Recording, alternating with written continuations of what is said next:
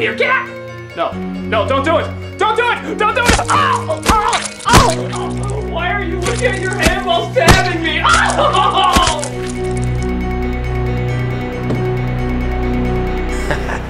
That's for reviewing Food Fight.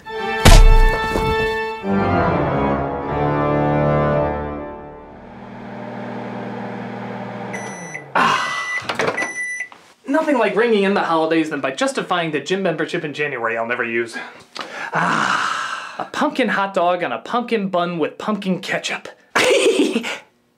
Though, would it be prudent to possibly dip it in some pumpkin whipped cream? Has such a feat ever been done before? How was that? Oh shit! I'm late for the Stephen King review! Could I get any heavier foreshadowing? I mean, look at this. The forest left right in the shadows. If we do this to all our props, they're gonna fade. We'll just put you in a sketch later. You're my favorite prop. Hello, I'm the Nostalgia Critic guy. Remember it so you don't have to. Well, it's the month of Halloween, and you all know what that means. It's time to celebrate a great writer by focusing on his worst work. It's Stephen King time!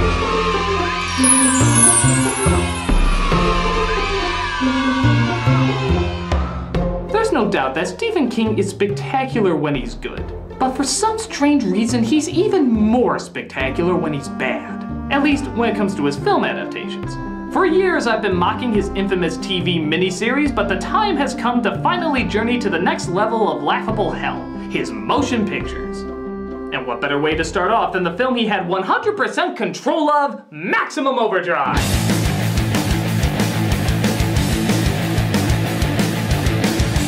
This is the only Stephen King story that Stephen King himself directed. Hell, he glorifies the fact that he directed it. Just look at the trailer. I finally decided if you want something done right, you ought to do it yourself. I just wanted someone to do Stephen King right. That's right. There's no arguing someone interpreted it wrong. No claiming that filmmakers just don't understand King. No saying that Stephen King's work shouldn't be transferred to the cinematic world or that Stephen King himself wouldn't like it. This time around, there's no excuse. This is the only time we'll ever see Stephen King on Stephen King. That is until Tumblr is born. So sit back, my Halloweenies, and let's see Stephen King done right. I'm gonna scare the hell out of you. This is Maximum Overdrive. Of course, it's only fitting that an author starts off this visual medium with a butt-ton of reading. Let's see, Comet, Tail, 8 Days. Does it give me a reason why the Earth's emitting a broccoli fart at the same time? And fittingly again, King starts off his adaptation by doing what most Stephen King adaptations do, saying fuck you to the audience. Wow, he just cuts to the chase, doesn't he? Even King himself gets his customary cameo out of the way. Honey, this machine just called me an asshole. Obviously, it watched Under the Dome. As the credits roll, we see all sorts of chaos go on as tons of machines come to life and cause gigantic destruction after gigantic destruction. The only thing that could possibly be more awesome than that? The greatest credit ever put on any film anywhere. My God, I have no idea what they have to do with Stephen King, but I am 100% behind that credit! It almost makes up for this one. Though if somewhere in this movie AC/DC decides to coach a hockey team, I wouldn't be against it. We then see a gas station where by far the strangest fucking toy truck you've ever seen in your life pulls in.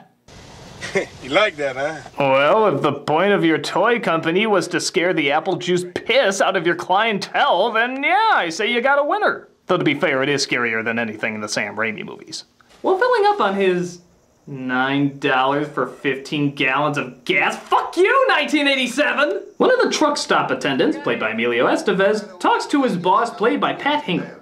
Now you want me to work for 9 hours and only clock in for 8? You know what that star means, don't you? On parole, boy. Either your ass belongs to me or it belongs to the state of North Carolina. Really? A gold star means you're on parole? What do convicted pedophiles get? A Dora the Explorer sticker? Thank you, Bubba. Oh, shit. I just realized I'm in a Stephen King film, so I can act however I want and it'll fly. But within the truck stop, a young Deborah Wilson in drag notices the machines are acting up. Ah, the 80s, when wearing a Twinkie in your hat raised no questions whatsoever. Apart from why the fuck do you have a Twinkie in your hat? Sure enough, other machines start acting up too. An electric knife cuts someone, vending machines spill all over the place, and yes, there is even death by soda. At least I'm leaving behind a hilarious obituary. Shit! A little boy tries to get away from Stephen King's second killer cola machine he's ever written. Seriously, was it so good the first time it had to be repeated? As we see another boy get run over by a steamroller. Now there is a controversial cut here where it said in the original the boy's head actually explodes, but it was too much for an R rating. In honor of our sick obsession with violence, we should probably question more. Fuck it, I'm gonna show you the one frame that made it into the film. Ooh, I think you can see his eyeball shoot through his brain. Let me have this. We then see a hitchhiker, played by the dollar store version of Molly Ringwald, pull into the truck stop as the radio says everyone should get off the road. Why? Well, judging by this couple, it's because Haley Joel Osment is inbreeding. That's the only way you can explain why he somehow became two people. Curtis, is he dead? That's Yarly Smith, by the way, the voice of Lisa Simpson. And if you think her character on that show can be annoying, take a listen to some of this. No, you don't! Curtis, I'm here, never should let you drive. They'll gang up on us and squash us. I'm caught in this goddamn Curtis. I don't like this. Get in!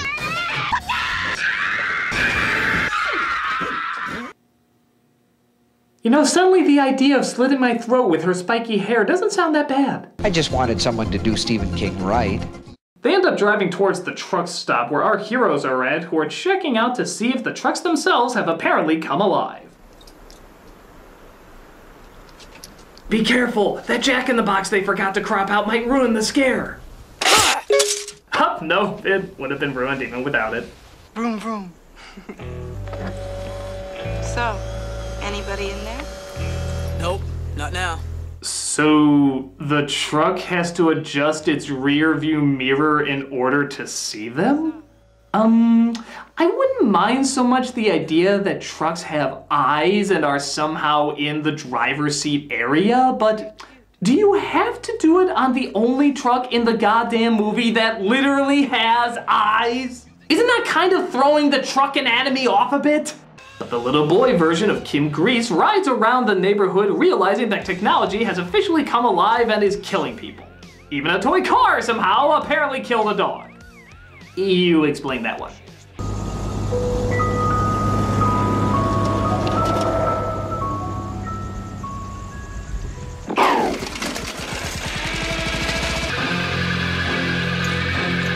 Let me tell you right now. Wow, that ended abruptly. It's almost like Stephen King looked this scene over and said, Okay, an ice cream truck and a lawnmower are the villains in this scene, and this is stupid. Let me tell you right now, boy and girl. But I guess that can't be as silly as Christine and friends starting to run over people at the truck stop.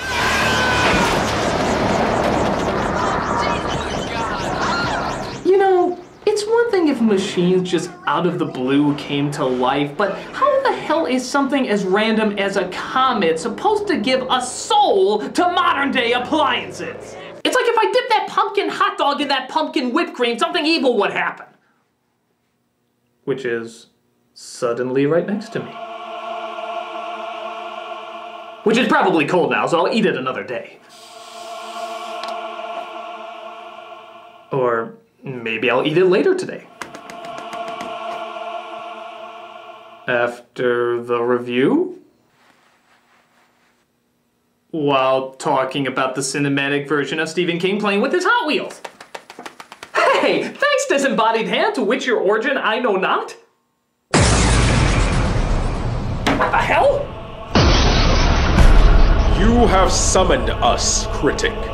Behold, we are the Trope Raisers. By God, I've heard of you. You come from a world where aggravating pain and Stephen King cliches are one and the same. You learn to love them after the first 20 books, as you will learn to love them, Critic.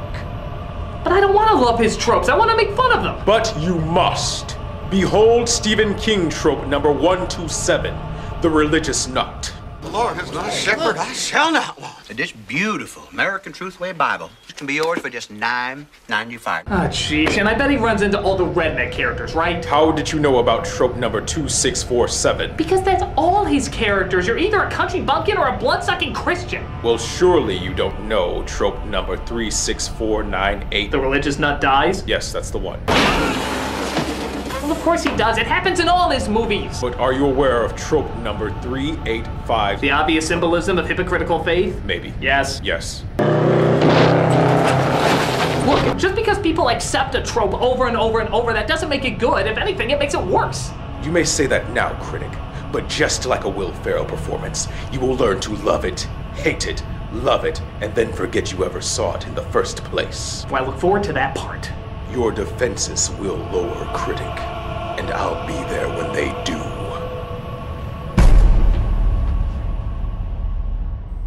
So like I said before, the religious nut is run over by the toy truck, which despite being an over-the-top drawing of a clown, it still somehow gives a more subtle performance than Tim Curry. You flirt! You all flirt! Everyone tries to figure out what to do, while I think this guy went into a coma on screen, as the trucks actually start to circle the gas station.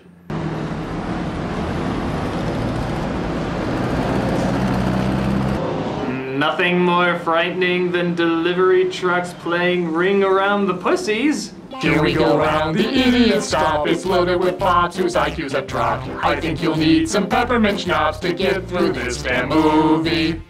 Meanwhile, our newly deads aren't having much luck as they're being chased down by other evil Herbies. A drunk Frodo dabbles in vehicular manslaughter.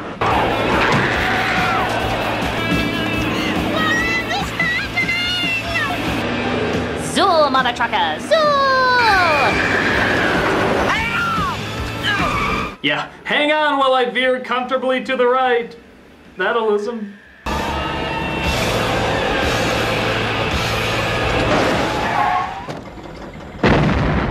Huh. I guess that comment made them extra sensitive to blow up over grassy hills. But I know we can call the police from that truck stop up there. Well, it is a truck stop, and we do need to stop trucks. You're just jealous because you didn't think of it first! Unfortunately, the sinister six-wheelers aren't letting up, so our heroes go out to help Squint and Squintier get inside. All right, Bubba, stick with the... What the fuck? Good thing I had the missile on cloak so nobody would see it hit the truck.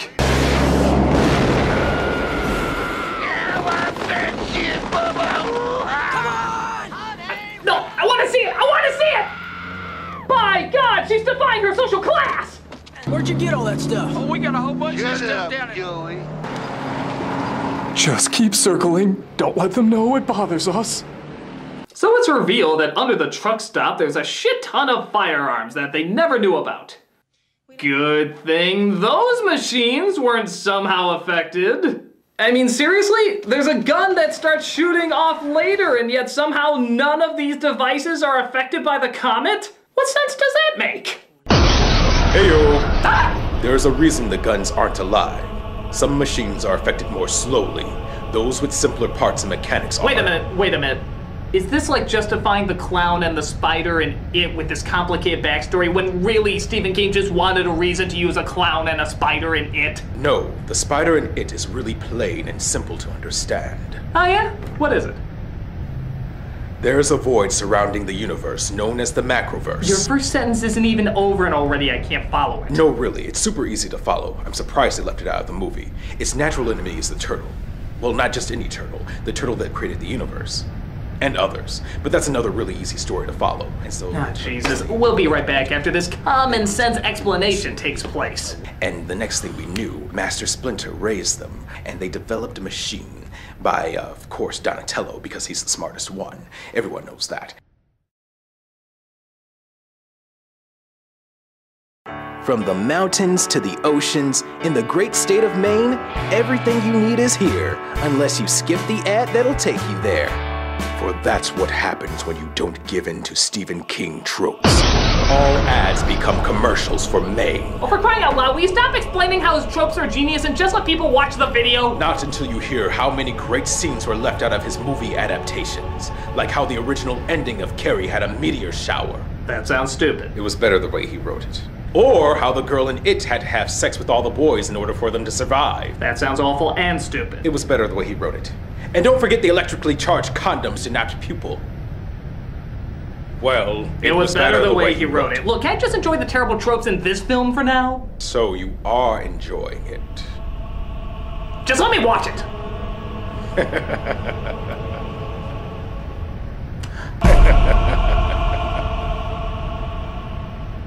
So as the sun goes down and the trucks continue to circle the place, there's only one logical thing to do. Pork. I'll tell you one thing. What's that? You sure make love like a hero. What can I say? Being held hostage by an army of six-wheelers just turns me on. Even the rest of the people seem to be pretty relaxed while these trucks do nothing but keep circling the wagon. Are these things even supposed to be scary? Is turning the sky green somehow supposed to make them even more threatening? It's like watching Gozer's less talented sister. Bullgozer, the Gozerian's drunken sibling, ain't going anywhere until she gets a bottle of wild turkey. Wild turkey, bitches! I need it! My sister's dead, killed by some 80s comedians. Oh God, I need some ibuprofen. But one waitress decides she's done taking it up the tailpipe. We made them. We made them. You can! We made you! Oh dear, it's time for our ceremonial Stephen King actor turns into cartoon character again. We made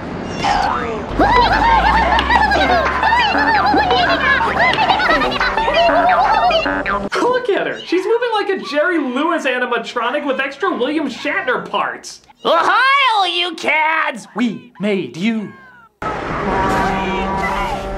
Don't make us circle around you some more.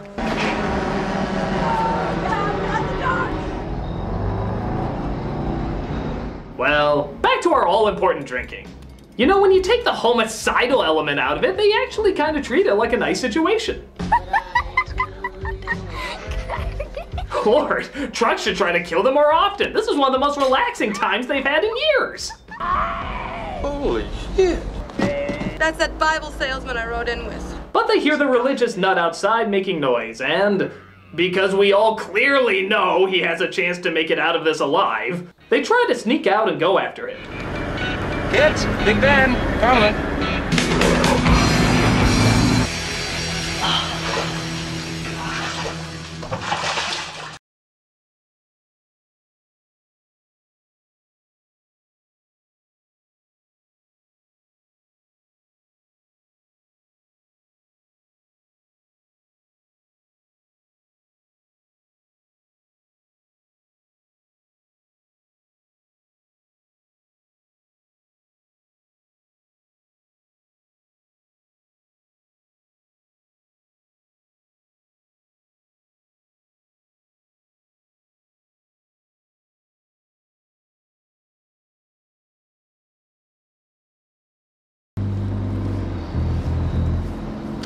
Well, I might as well go do some other stuff, seeing how he's clearly not getting up. You really got me there, movie. Really got me.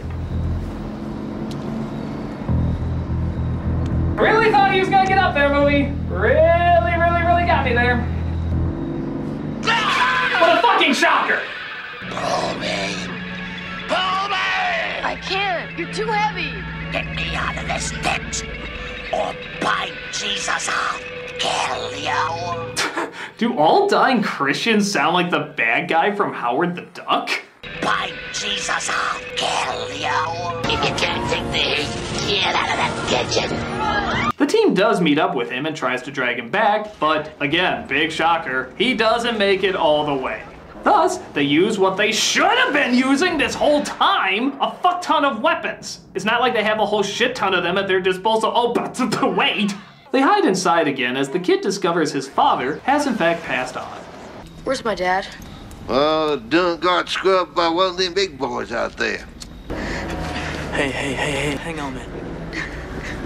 Hold on a minute. Just a little lesson in manners from the road twitch. Don't make me lightly slap you like I'm swatting a fly on your chin again. Well, he got over that fast. Fucking bubbles! But some armed equipment finally makes its way to the stop and starts letting loose. Oh no, not the extraneous characters! They offered so much and how little they offered! Oh dear, somebody spilled jam on me in between shots. Why didn't anybody tell me the jerk never survives a Stephen King story? Want to know? God damn it, let go of me! We made you! Ah yes, she needs to relive her Oscar-winning moment. We made you!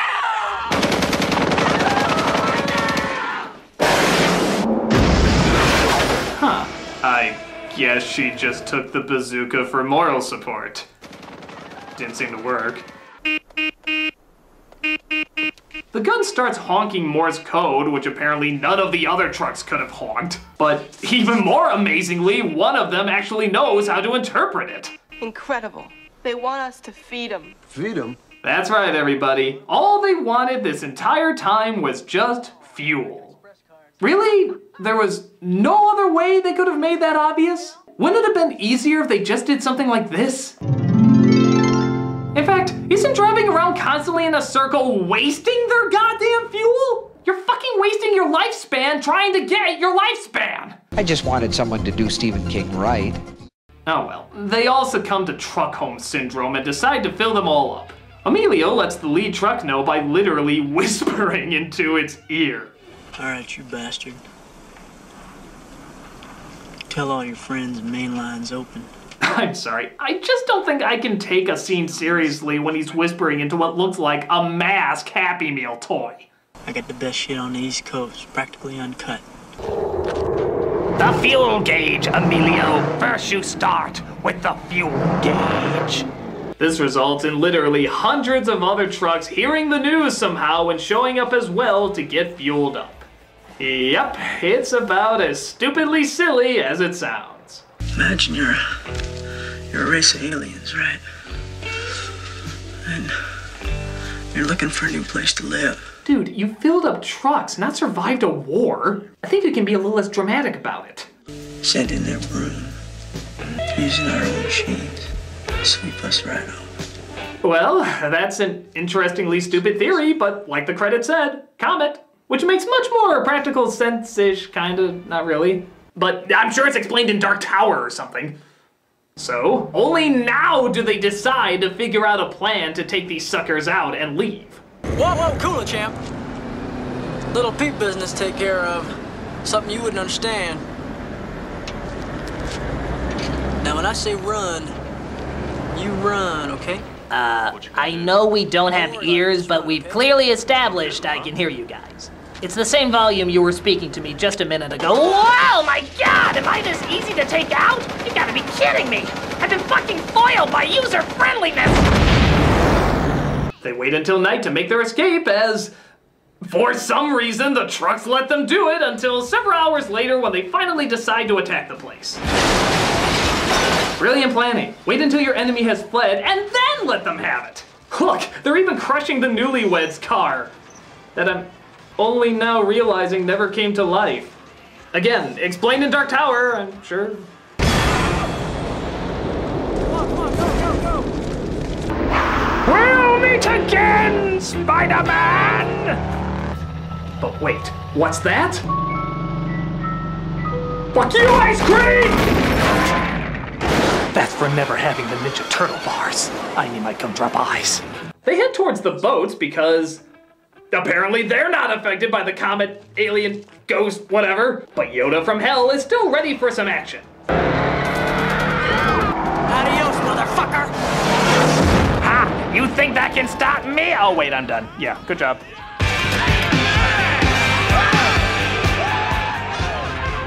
Oh, so it was aliens!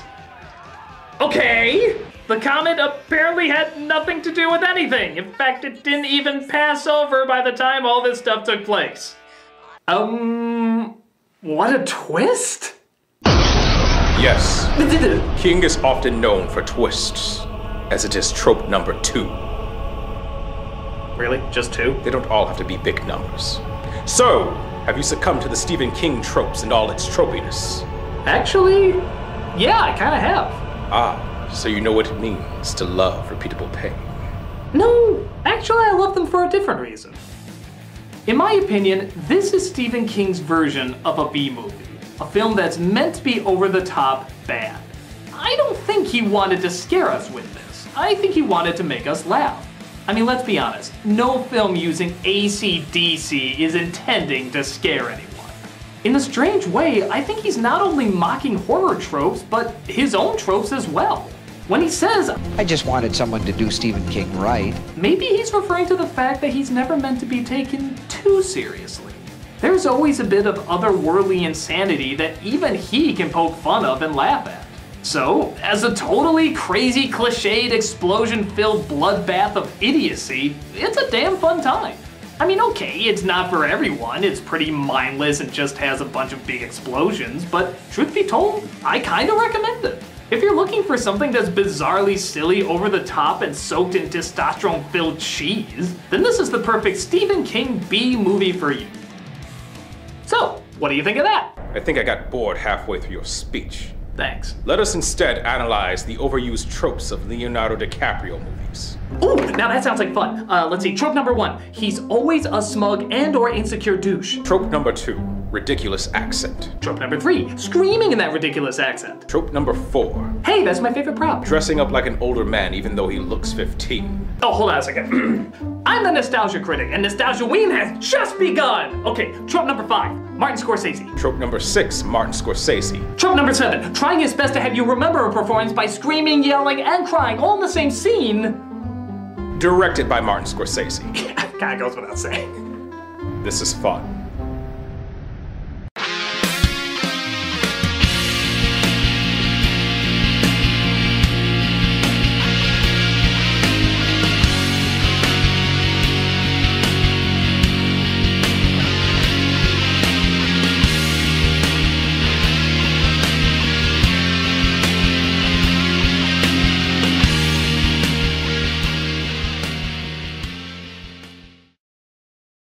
Better times with Jesus. Abbiamo fatto